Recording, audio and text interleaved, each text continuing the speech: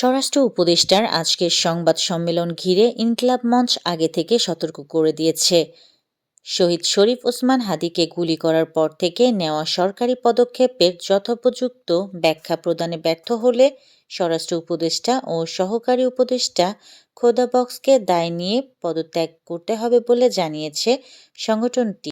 জুলাই বিপ্লবের অগ্রনায়ক ও ইনকিলাব মঞ্চের মুখপাত্র শহীদ শরীফ ওসমান হাদি হত্যাকাণ্ডের ঘটনায় মূল অভিযুক্ত ফয়সাল করিম মাসুদ ও তার স্বার্থ সংশ্লিষ্টদের ব্যাংক হিসাবে ১২৭ কোটির বেশি টাকা অস্বাভাবিক লেনদেনের তথ্য পেয়েছে সিআইডি। গুলিবিদ্ধ হয়ে মৃত্যুবরণ করা বিপ্লবী আন্দোলনের অগ্রদূত ওসমান হাদির অসমাপ্ত সংগ্রাম শেষ করার আহ্বান জানিয়েছেন তার মেজ ভাই ওমর বিন হাদি। স্পষ্ট ভাষায় তিনি বলেন, পরিবার কোনো আর্থিক সহায়তা বা অনুদান চায় না। তাদের একমাত্র দাবি ওসমান যে আদর্শ ও বিপ্লবী আন্দোলনের জন্য জীবন দিয়েছেন তা পরিপূর্ণ বাস্তবায়ন করা হোক।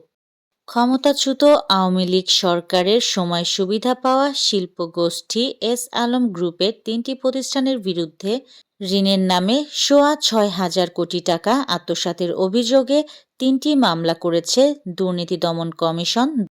উগ্রবাদীরা নীরব সংখ্যাগরিষ্ঠের অভিভাবকত্ব দখল করতে চাইছে দেশে একটি গোষ্ঠী ক্রমে নিজেদের জনগণের অভিভাবক হিসাবে প্রতিষ্ঠা করার চেষ্টা করছে। যেভাবে তালেবান আফগানিস্তানে মানুষের জীবনধারা নির্ধারণ করে দেয়, ঠিক সেভাবেই তারা ঠিক করে দিতে চায় আমরা কম পড়ব, কম ভাবব, কোনো সংস্কৃতি গ্রহণযোগ্য হবে।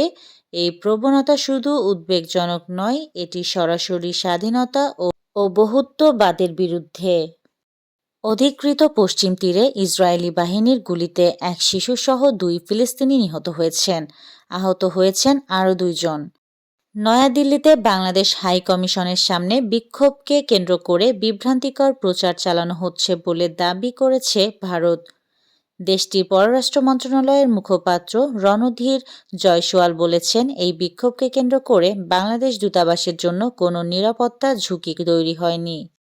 এবার এশিয়াতেও চালু হতে যাচ্ছে নেশনস লিগ, ম্যাচ বাড়ছে বাংলাদেশেরও।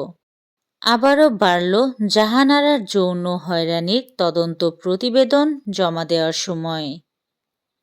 এই ছিল আজকের শীর্ষ সংবাদ। ছিলাম আমি ইয়াসমিন আক্তার, সুরমা টিভি 24।